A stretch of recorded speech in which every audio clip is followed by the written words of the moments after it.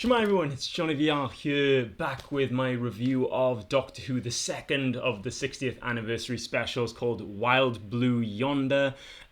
So once again, if you're joining me after this episode, do leave your comments down below so we can have a discussion after the episode. And if you're joining from Disney Plus, having watched in all around the world, do leave comments below, let me know your thoughts. We can have a discussion about it as well.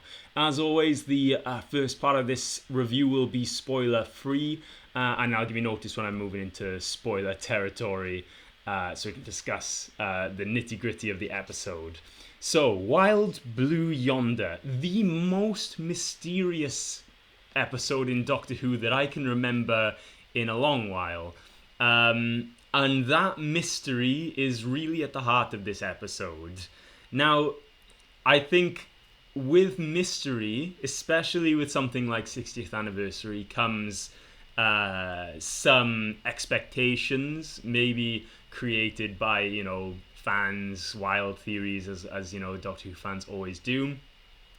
But in the end, it seemed like it was, a standalone story, much like these three specials are. And yeah, there was pretty much like that. I feel like it did play, I'm trying to manage my own expectations heading this as well, right? So, because it's mysterious, right? And the mystery of it is actually a part of the episode itself. And I think this is, it's hard to explain. It's tense. Russell T Davies had said it would be some strange and terrifying, but it was tense. There was some good sound design. They cut back the cast to mainly the Doctor and Donna, and I think there's nothing wrong with their acting. In fact, I think their acting in this episode is really good with the way that they deliver lines, and not only that, but the physical body language that they play when they play the part in this episode is also really good. You've got music, the sound is tense as well, but that whole mystery component is what's driving this episode all the way through to the end, really. And I think that it is kind of something that Russell T Davies has done before. There have been episodes in the past where the mystery is the thing, without main or big explanations, left to your imagination kind of thing. Of a few things, and this is not a bad thing. It's effective, but I think yeah, it could have. I don't know. I feel like it's that expectation management going on in this episode. I think the episode in itself is it was tense to watch at times, and it was disturbing and weird, and the special effects in particular as well, especially after seeing the Meep in the last episode. Some of the effects were great, and some of the effects were a bit more CGI and strange and weird, but overall, I think that on its own is a standalone story. It was okay, but I think that it was all of that mystery. People had so many wild ideas about what was going on, or what was going to happen in this episode that we know nothing about. But yeah, it just kind of came and went like a normal episode. A lot of people thought that, if there was anything big in the 60th anniversary, it would be here. Yeah, just, it came and went. I think I liked the episode. It was compared to recent years, it was a lot more watchable. It had me on the edge of my seat. I wanted to know what was going on as the episode progressed. But yeah, it was just it's hard to say without going into spoilers, because the whole mystery aspect. But overall, I think it's enjoyable. It was tense. It was a different kind of Doctor Who episode. The last one was very action-packed and sort of had lots at play, lots of different subplots, lots of different characters. This one is stripped down. At the heart of the story is just a mystery, and the Doctor and Donna. And I think it's done effectively, but I think people will be a little deflated after watching this episode because of expectations that they had. And this is one thing I noticed on social media, that I think people who were involved in the production were trying to like lower those expectations by saying things like, we thought it would be fun if people didn't know anything going into this episode, not because of we were hiding anything. And okay, but I think with the 60th anniversary comes some expectations, and we still don't know what's going to happen in the next episode. But I think because this one was a bit mysterious, this was the logical choice. But you never know. Like, this is the thing. Russell T Davies was always good at throwing you a red herring, making you think something, and then actually it's something else. So I'm gonna try and go for this episode, or review this episode, as its own thing, which I think it's almost a stripped down, back to basics story, which I think a lot of people were not expecting. So I can't go anymore without saying like more spoilers, but if you haven't seen it yet, go watch the episode, come and post your thoughts down in the episode below. But now I'm going to give myself the freedom to actually say stuff about the episode, which is going to help me like collect my thoughts and things like that. But yeah, this is your spoiler warning. Okay, so it was about 15 minutes or 20 minutes into Wild Blue Yonder that I was thinking, like, okay, this really is mysterious. You don't know why. The TARDIS has just left them. Of course, this is well explained. And they start to explore a ship that is mysterious. They start to hear words. The ship starts to move and change. And I think a lot of these have been used before in Doctor Who. Like, the way the ship changed made me think a lot of Heaven Sent, in which Peter Capaldi, locked in the confession dial, had the whole castle changing around him, and it seemed like every time another word was said and the ship changed, that always Doctor and Donna got separated. And I think this is something that has been done before in Doctor Who, and I think that the production was great. I think that the sets and everything, the rooms, was good. I think the CGI aspect of the long corridor was a bit strange. I don't know if anyone else felt this, but like, particularly when they weren't moving, when they were just standing there having a conversation on the long corridor, I thought that it was a bit strange, the background CG. But when they were moving on it, it was less of an effect. But overall, I think that the design of the ship was cool. I loved the blue lights and the photography in these various different ships. It really makes it feel like a big spaceship, But then they had this robot that was moving slowly, and they go to the bridge. They find out that they had a pilot, a captain of the ship. They found that a door had been opened 3 years ago.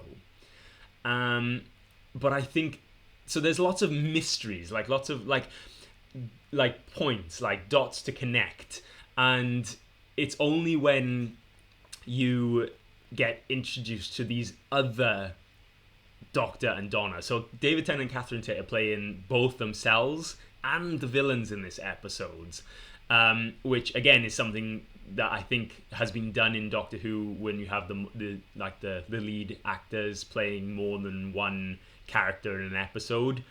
But then you have like this mystery about what they actually are. Like, they're at the edge of the universe, right? There's not even light, no stars, and then they were like these strange beings, and I couldn't help the feeling that like when they started to reveal that there was actually a Doctor and Donna that were not the Doctor and Donna, and they started acting strange and weird and threatening, I thought this is where the episode got really strange, because they started using special effects to distort their faces, and as they contort and bend and like become giant, like long arms and things like that. I think more like it was a bit of a strange to see special effects like used in this way, but it was hitting home the point that whatever these things are, they were copying the Doctor and Donna, and they want to get from the edge of the universe back to the whole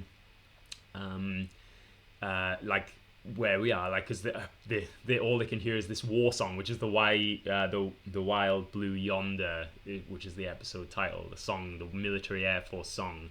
But that doesn't actually, I don't think that plays actually into the story so much as the villains.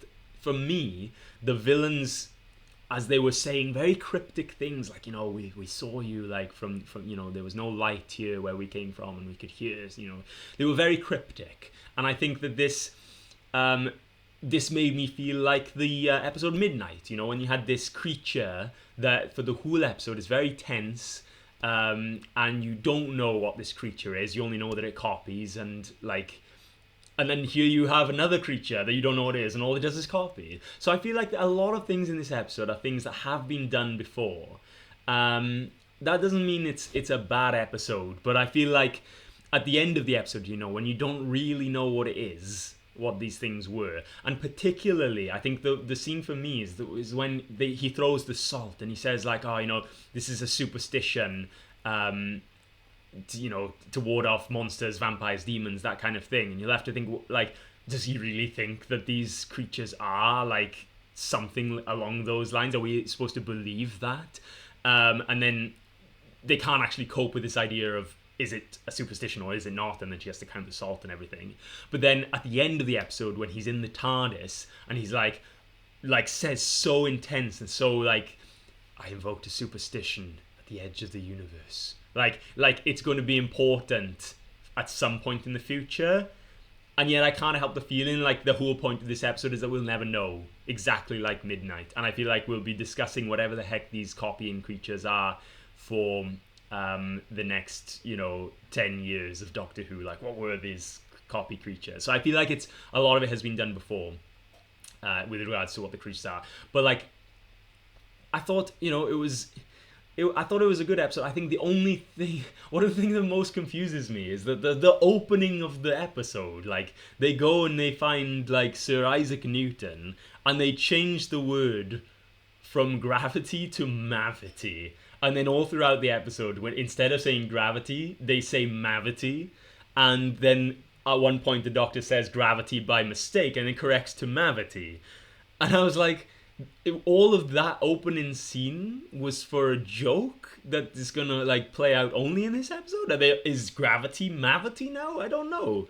But I feel like that was a lot. It felt like a bit of a long opening, and just to make a joke, when I feel like perhaps, it felt a bit disjointed from the rest of the episode. I don't know whether it was supposed to lull you into this false sense of security, like to make you laugh or, make you feel at ease, and then throw you into this intense, like, at times moments in the ship where you have to, figure out who's who, and then you get chased, and you get, like, the ship moves, you get separated. The sound is, like, always, like, there's music in the episode, but like the sound is like creaky, ships, the bumping like over the top of the ship, which is later revealed to be the captain, floating in space as the one who ejected themselves out of the airlock 3 years before.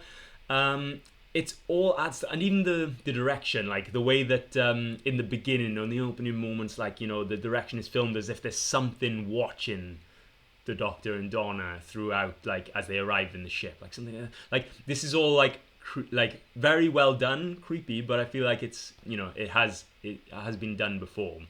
And then in the end, it turns out that because whatever these creatures are, they cannot understand certain aspects of being, I don't know, alive or like human or whatever the captain creature is. They have to copy, and they couldn't understand certain things of copying, that they didn't understand the concept of slow. So the captain of the ship set off this really, really, really slow countdown to self-destruct the ship, which is why the robot's walking so slow, why the countdown is so slow, because they couldn't figure it out. And when they started to figure it out, by copying the captain, sacrificed themselves so that the ship could, so those creatures wouldn't get out of the ship.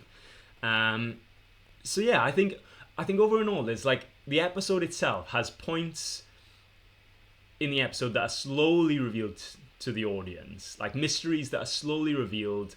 It's a slow-paced episode with intense moments between, and I think it's done well, even if certain aspects have been done before.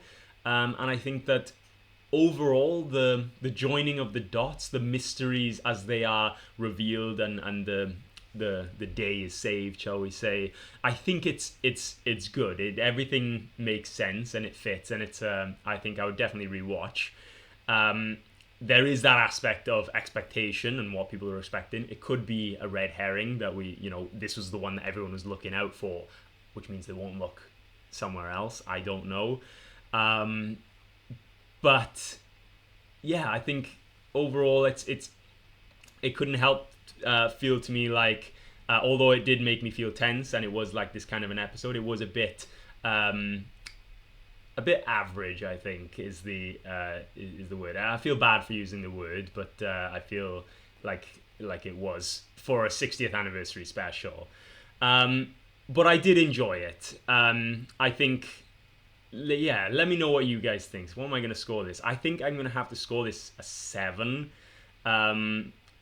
because of the way things have played out. I did think that last week's was really good. It was fun. It was a romp. But this one, I think, not because of the expectations, but because of the way that things have been done before. I think that's the main thing. 7, yeah, I think it gets a 7 from me. But stay tuned for next week, where I give my review of The Giggle, an episode title that I do think is very funny. But as always, do click like and subscribe. Hit the notification bell to be notified when this video goes out. After the episode, join me here on Skybot Film, and check out our main channel. Well, this is the main channel. Check out our gaming channel, youtube.com/Skybot Film. As always, leave a comment. Let's have a discussion. What did you think of the episode? Have I been too critical of it? I don't know. Did you have expectations? Let us know. Do you think this is all some sort of like the wool pulling over our eyes? Let us know. Let's have a conversation in the comments. If you've been watching on Disney Plus and you have any questions about Doctor Who, do leave them. I'll do my best to answer as best I can. So yeah, with all that said and done, thanks very much for watching, and I will see you in the next review. Bye!